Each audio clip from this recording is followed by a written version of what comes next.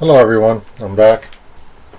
Right now we're going to actually go to the panel settings to show you how to change the clock font size and date font size, which kind of works, but I'm assuming the reason it doesn't work 100% is because of the limitation of the size of the height.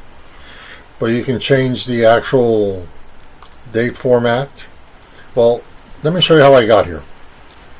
You can go here, you can go to clock settings, show seconds, which doesn't work 100%, but that's fine.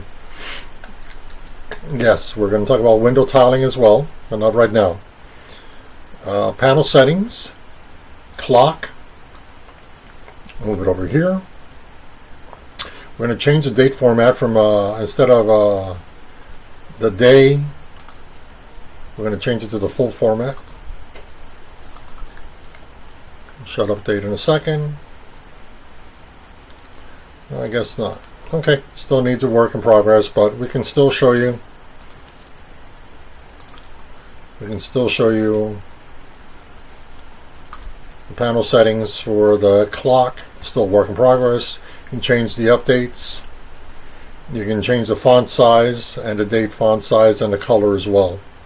Okay. Didn't save.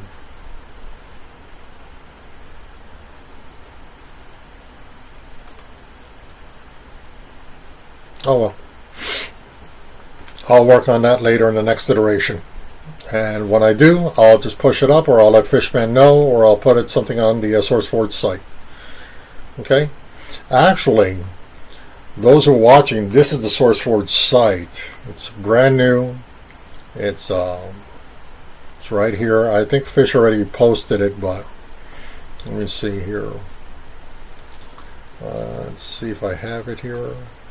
Yeah, I have the Eco How-Tos. This is where I'm uploading the information over to Fish.